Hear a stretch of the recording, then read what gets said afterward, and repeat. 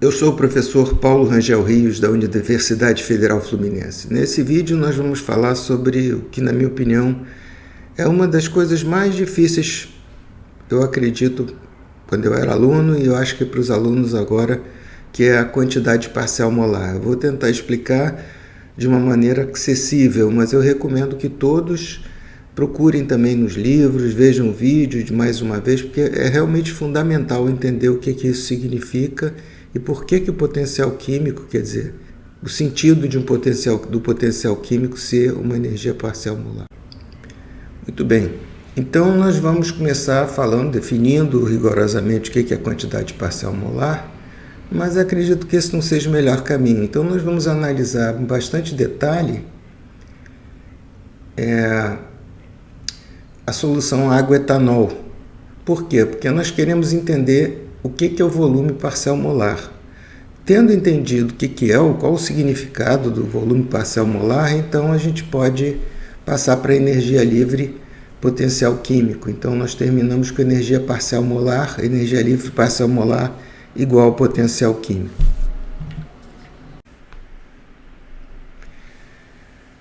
Quero fazer uma observação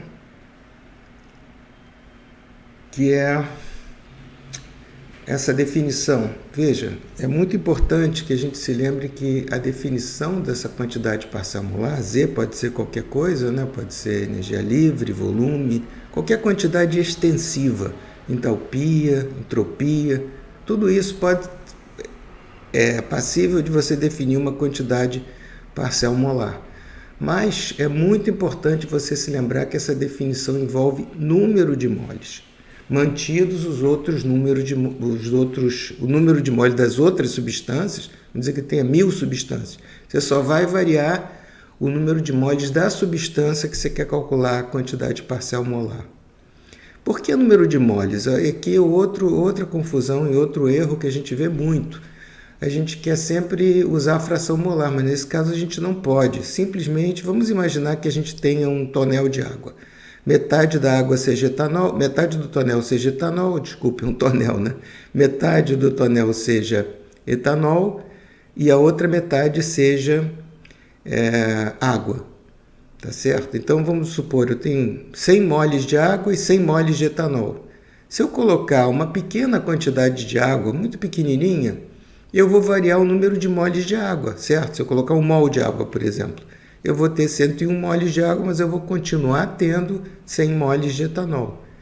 Então, eu posso manter o número de moles de todos os outros componentes constantes e mudar só o número de moles de água. Mas se eu tivesse fração molar, no caso aí teria meio de água e meio de álcool, eu não poderia variar a fração molar de água e não variar a fração molar de álcool. Seria uma contradição matemática. Então, prestem atenção, porque isso vai aparecer mais adiante em outros vídeos e nós não podemos ter essa dúvida. Não pode substituir o número de moles por fração molar. Bom, confesso que essa é a minha pergunta favorita aos alunos, quando eu pergunto se a gente tiver 100 ml de água e 100 ml de etanol e a gente misturar, qual vai ser o volume total? É muito difícil para um leigo entender que esse volume não vai ser 200 ml, tá certo? E na verdade esse volume é em torno de 190 ml. Então, por que isso? Aqui a gente vê a água cercada de outras moléculas de água. Veja, a água não é um gás ideal, existe interação entre as moléculas. Veio uma forma o etanol. Então, o etanol está cercado de outras partículas de etanol. Quando nós misturamos os dois, a vizinhança da água e do etanol mudam. Eles não estão vendo só água. A água não está vendo mais só água, nem o etanol está vendo mais etanol. Ele está vendo etanol e está vendo água. Veja, essa mudança de vizinhança significa mudança de interação, ele agora interage com água e com etanol, e então mudança de energia potencial. Pensa o seguinte, interação é igual a energia potencial, tá certo? Então, a energia potencial que eu tenho aqui é diferente, e mais energia potencial que eu tenho aqui não é necessariamente igual à energia potencial que eu tenho aqui, tá certo?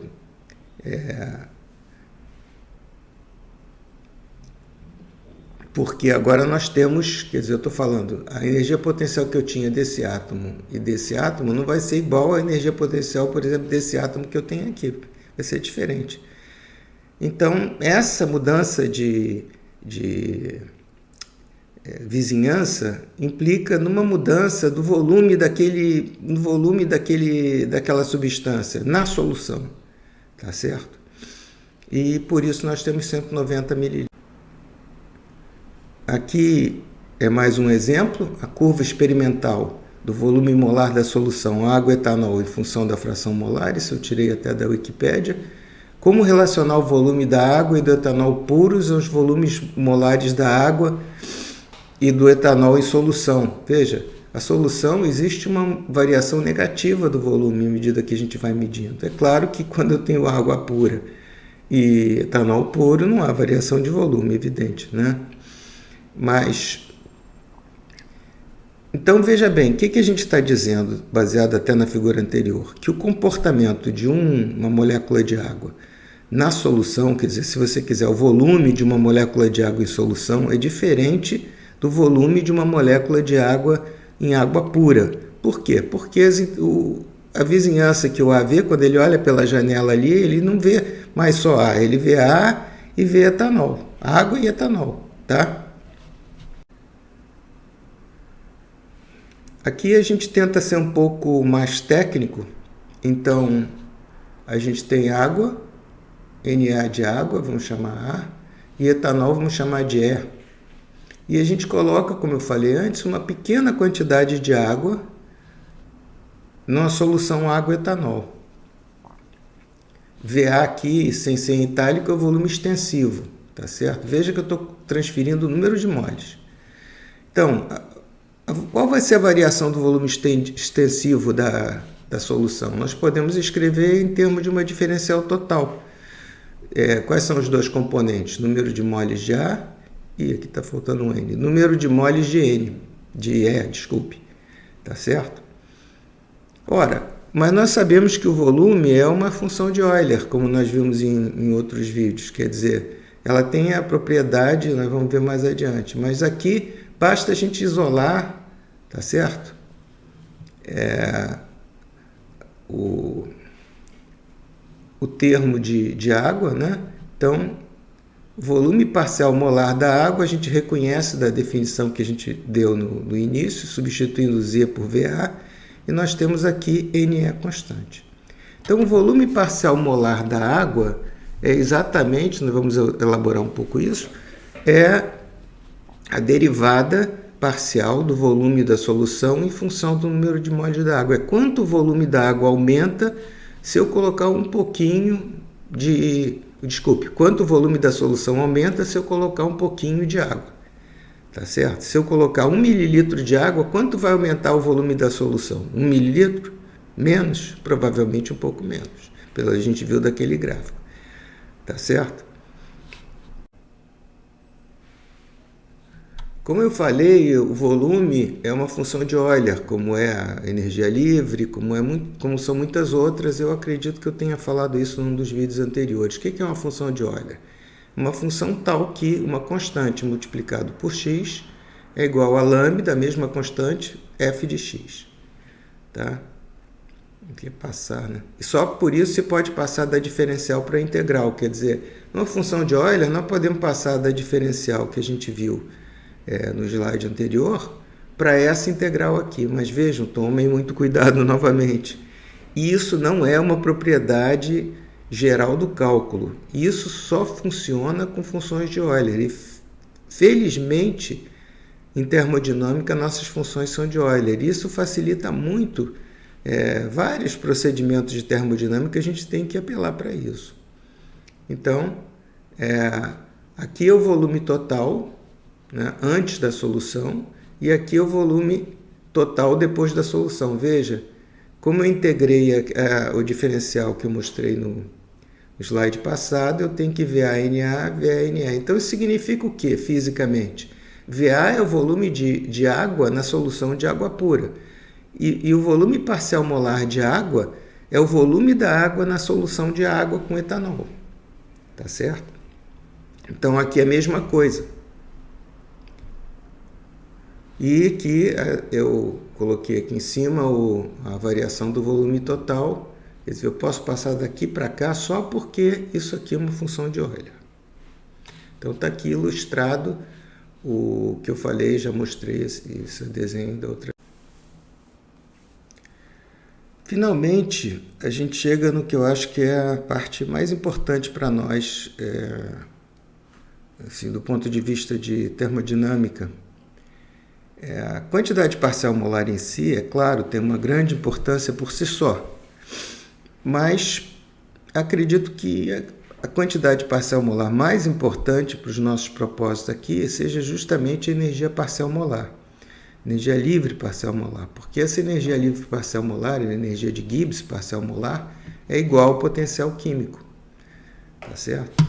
Então, veja, a quantidade parcial molar, ela descreve o comportamento de uma substância na solução em oposição ao comportamento da substância quando ela é pura. Então, o potencial químico, ela descreve o comportamento, por exemplo, da água na solução de etanol. Química, vamos dizer, o comportamento químico da água no etanol, o comportamento do potencial químico da água no etanol em oposição ao potencial químico da água em água pura. Tá certo? E nós sabemos que para haver equilíbrio, por exemplo, os potenciais químicos têm que ser iguais em todas as fases presentes, nós vamos ver mais adiante. Por isso que é tão importante o potencial químico nesse caso. Claro que o volume parcial molar é mais intuitivo, então é mais intuitivo do que a energia livre parcial molar. Então, eu me lembro que era uma dúvida terrível minha quando eu era estudante, o que significava o potencial químico. Então, eu recomendo que vocês pensem um pouco, consultem outros livros, porque para mim não é uma coisa tão fácil assim de você adquirir esse sentimento. Muito bem, então a gente tem aqui que a energia livre parcial molar é a própria definição de potencial químico, como já foi visto em outros vídeos. A gente repete aqui isso e temos aqui, porque isso também, a energia livre também é uma função de Euler, como nós já falamos, nós podemos passar daqui para cá. Repito, isso não é uma propriedade do cálculo elementar. Isso só é possível porque G é uma função de Euler. Eu não me canso de repetir, porque isso pode causar, num aluno que veio lá do cálculo com algumas dúvidas, uma grande confusão. Então, prestem atenção, isso só é possível porque G é uma função de Euler. Aqui nós podemos derivar isso daqui e usar essa propriedade aqui para chegar a essa equação importantíssima, que é chamada equação de Gibbs-Dian. Essa equação de Gibbs-Dian tem inúmeras aplicações, porque nós vamos explicá-la melhor mais adiante. Ela é a relação entre duas quantidades, dois diferenciais de duas quantidades parciais molares, né? Ou de dois potenciais químicos. Aqui eu escrevi como quantidade parcial molar, não escrevi como potencial químico, mas vocês podem substituir potencial químico aqui. Finalmente, eu queria agradecer quem chegou até aqui e recomendar que eu acho, na minha opinião, né, esse não é um assunto muito trivial e muito intuitivo. Eu acho ele um tanto abstrato. Quem teve dúvidas, por favor, reveja o vídeo de novo, ou procure em livros uma explicação melhor do que a minha, tá certo? Eu recomendo que vocês primeiro tenham uma ideia intuitiva do que é a quantidade parcial molar, o que pode ser visto entendendo primeiro o que é o volume parcial molar. E depois passe para o potencial químico e aceite isso mesmo que isso não seja muito claro. E aos poucos, com a prática, com a aplicação, que nós vamos aplicar isso em diversos outros vídeos, isso vai se tornando mais intuitivo. Boa sorte a todos e quem puder, se inscreva no canal, que nos ajuda aqui, inclusive nos estimula a saber que as pessoas estão se inscrevendo. Parece que tem um negócio de dar um like também, então quem puder,